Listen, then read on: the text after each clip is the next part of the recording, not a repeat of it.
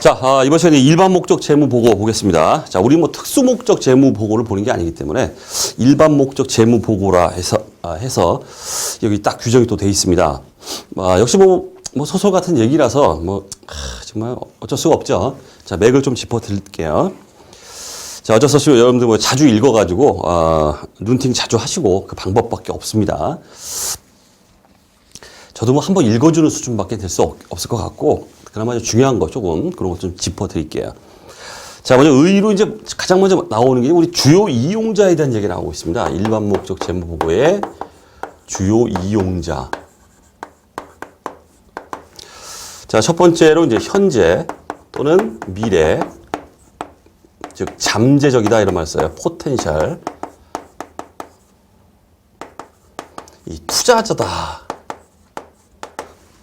투자를 했으면은 재무 보고죠. 일반 목적 재무 보고, 재무제표를 통해서 관심이 많을 겁니다. 내가 투자한 돈을 갖다 회수할 수 있을까? 이놈의 회사가 꼬라지가 어떨까? 관심이 많겠죠. 투자자를 먼저 주요 이용자로 먼저 이렇게 규정을 또 하고 있다 이런 얘기고. 두 번째가 이제 대여자, 마찬가지 얘기입니다. 대여자.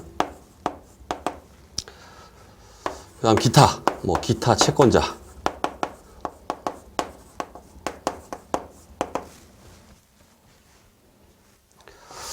자, 여기서 그나마 챙길 거는, 일명 우리 경영진 같은 거, 경영진, 그 다음에, 관련 감독 당국이죠. 감독 당국, 기획재정부, 국세청, 이렇게. 그 다음에 일반적인 우리 대중들, 일반 대중. 요런 인간들은 주요 이용자로 규정하고 있질 않아요. 물론 얘네들도 주요 이용자가 될 수 있겠죠. 이용자가. 재무제표 이용자가 될 수 있습니다. 하지만 우리 규정상 그렇다는 거예요. 일반 목적 재무보고 딱 시작하면서 주요 이용자는 얘네야 라고 규정하고 있기 때문에 우리 수업 목적상으로는 얘네는 아니구나. 이 정도는 그렇게 중요한 건 아니지만은 알고 계셔야 된다. 자, 이런 얘기고. 자, 이제 경영진에 대한 얘기가 나오고 있습니다. 그러면 왜 이용자가 될 수 있는 경영진은 주요 이용자로 제외시켰는가? 자, 경영진은 나오고 있죠. 그들이 필요로 하는 재무 정보를 내부에서 구할 수 있기 때문에 경영진은 한 회사의 기업의 특수관계인이에요. 어떻게 돌아가는지 꼬라지를 다 알고 있다는 뜻이에요. 그렇기 때문에 우리 재무보고, 재무제표의 주요 이용자는 아니다 이런 얘기예요. 이 때문에 일반 목적 재무보고서에 의존할 필요가 없다라는 이런 문구가 나와요. 자, 이 문구도 좀 아셔야 되고. 자, 그 다음 일반 목적 재무 보고의 목적입니다. 한번 읽어보는 수준이 될 수밖에 없습니다. 자, 일반 목적 재무 보고의 목적은 현재 및 잠재적 투자자, 대여자 및 기타 채권자, 이런 정보 이용자들이죠. 기업에 자원을 제공하는 것에 대한 의사결정을 할 때 어떻게 하라? 목적이가 뭐예요? 목적. 한마디로 나오고 있습니다. 유용한 보고기업 재무 정보를 제공하는 것이다. 일반 목적 재무 보고의 목적은 뭐다? 유용한 정보를 제공하는 것이다. 좋은 얘기예요. 좋은 얘기. 자, 그러나 일반 목적 재무 보고서는 현재 및 잠재적 투자자, 대여자, 기타 채권자가 필요로 하는 모든 정보를 제공하지는 않으며 제공할 수도 없다 이렇게 돼 있어요. 이 문구는 좀 눈팅을 하셔야 됩니다. 일반 목적 재무 보고라고 해가지고 이들이 필요한 모든 정보가 다 제공돼야 되고 그렇게 현실적으로 할 수도 없어요. 이게 100%, 100%는 있을 수가 없다는 뜻이에요. 당연히. 자, 그 다음 일반 목적 재무 보고서는 보고 기업의 가치를 보여주기 위해 고안된 것이 아니다 이렇게 돼 있죠.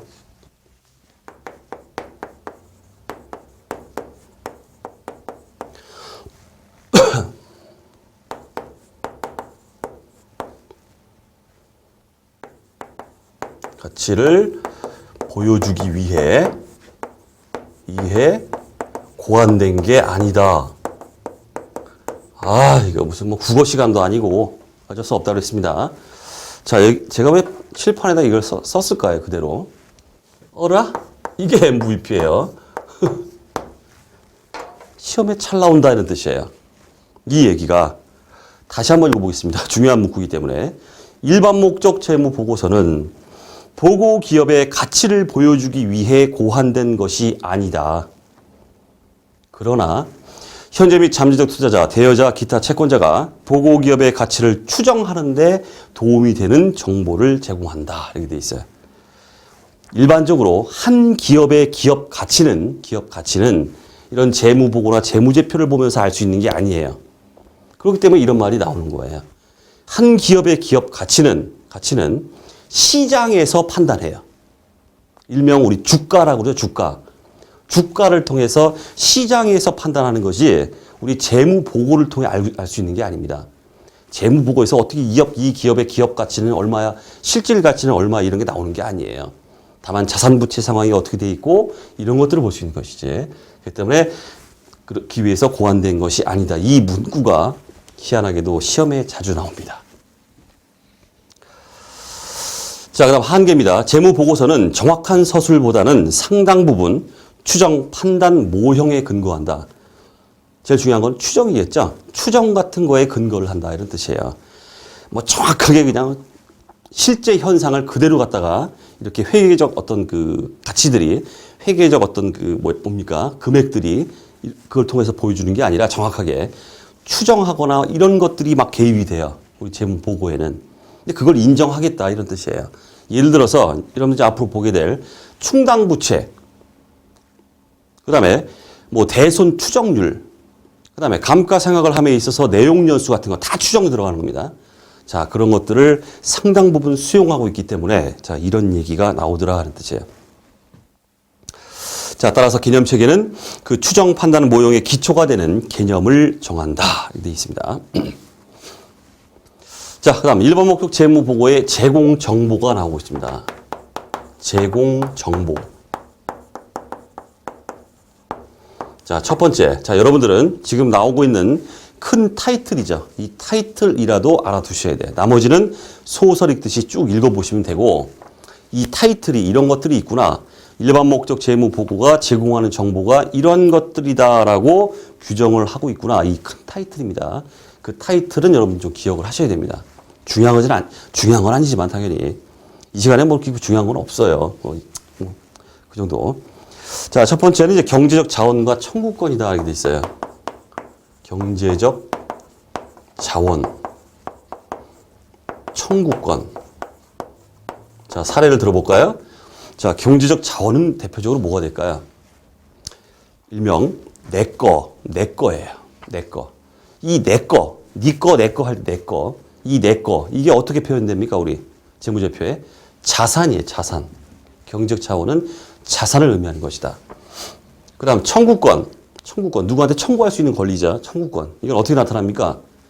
받을 거. 그죠? 줄 거, 받을 거 할 때 받을 거. 그다음 외상으로 누구한테 매출을 했다. 그러면 걔한테 받을 돈이 있는 거죠. 매출 채권.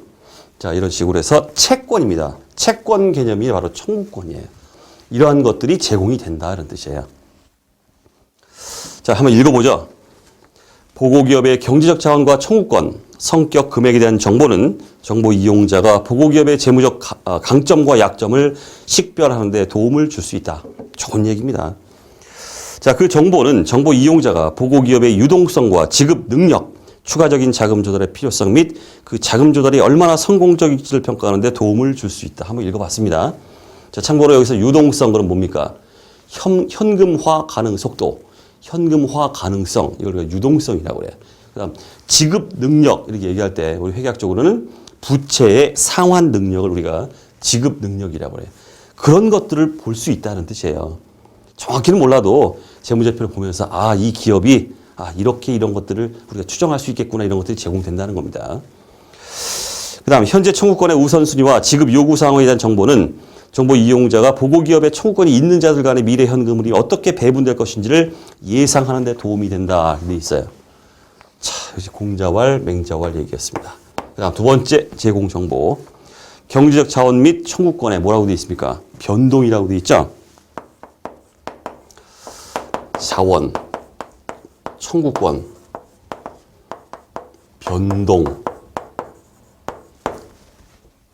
변동에 대한 정보를 제공한다 하는 뜻이에요.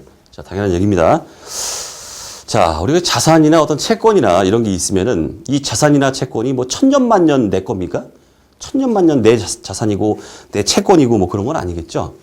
자산이라는 건 자산을 매각을 해버리면 없어지는 거고, 채권이라는 건 회수, 그죠? 채권을 갖다 회수했다 하게 되면 또 소멸되는 거고, 이렇게 변동이 생기기 때문에 그 변동에 대한 정보를 또 제공한다 이런 뜻이에요. 자, 보고기업의 경제적 자원과 총권의 변동은 그 기업의 재무 성과, 채무상품, 지분상품, 채무상품, 지분상품, 금융자산 얘기는 뭐 뒤에 다 나올 거고, 이런 발행과 같은 그 밖의 사건 거래에서 발생한다 뭐 돼 있어요. 자, 그다음. 자, 세 번째, 발생기준 회계가 반영된 재무 성과다 이렇게 돼 있어요. 재무 성과. 자, 재무 성과, 일명 경영 성과입니다. 순이익이 얼마냐 이런 뜻이에요. 순이익이 얼마냐 이런 것들이 다 제공이 되겠죠. 우리 손익계산서 이런 포괄 손익계산서 이런 걸 통해 가지고 한 기업의 순이익이 X1년도 1월 1일부터 12월 30일까지 벌어들인 돈이 얼마냐, 장사를 잘 했느냐 못 했느냐, 자 이런 것들이 제공이 당연히 되겠다 이런 뜻이에요. 자, 발생기준 회계가 중요한 이유는 보고기업의 경제적 자원과 청구권 그리고 기간 중 그 변동에 관한 정보는 그 기간의 동안의 현금 수치와 지금만의 정보보다 기업의 과거 및 미래 성과를 평가하는 데 더 나은 근거를 제공하기 때문이다. 다 필요 없는 얘기고, 좋은 얘기죠. 자, 그렇게 보시면 되겠고, 그 다음 과거 현금 흐름이 반영된 재무 성과다 이렇게 되어 있습니다. 현금 흐름, 이런 정보를 제공한다. 현금 흐름은 뭡니까? 현금이 들어오고 나가고 이 정보예요. 이 정보. 중요한 정보가 되겠죠? 기업이 당장 아무리 순이익이 높아도 기업의 유동성, 즉 현금이 없으면 부도가 나서 내일이라도 쓰러질 수 있어요. 그렇기 때문에 순이익과는 별도로 그 기업이 보유하고 있는 현금이 얼마냐. 이거는 굉장히 중요한 정보가 됩니다. 중요한 정보가 돼요. 자, 기업의 미래 순현금 유입, 창출 능력을 평가하는 데 도움이 된다. 회사의 현금 유입, 유출을 갖다 보면서 이만큼 현금이 들어왔다가 이만큼 빠져나가는구나. 그럼 다음 기, 미래에 가면 어떠한 상황이 발생하겠구나. 라는 어떤 예측 같은 거죠. 자, 그런 것들이 또 제공이 된다는 것이고, 현금 흐름에 대한 정보는 보고기업의 영업을 이해하고 재무활동과 투자활동을 평가하며 유동성이나 지급 능력을 평가하고 재무 성과에 대한 그 밖의 정보를 해석하는 데 도움이 된다. 좋은 얘기예요. 자, 그렇게 돼 있습니다. 한번 읽어봤고. 자, 그 다음 재무 성과에 기인하지 않은 경제적 자원 및 청구권의 변동이다. 이렇게 돼서. 자, 다섯 번이 아니라 5번. 자, 기타 변동에 대한 정보예요. 재무 성과, 뭐 이런 것들, 순이익 정보가 아니라 그 이외에 어떤 변동이 있더라. 이런 얘기죠. 그런 변동에 대한 정보, 이런 것들을 제공을 하겠다. 이런 얘기죠.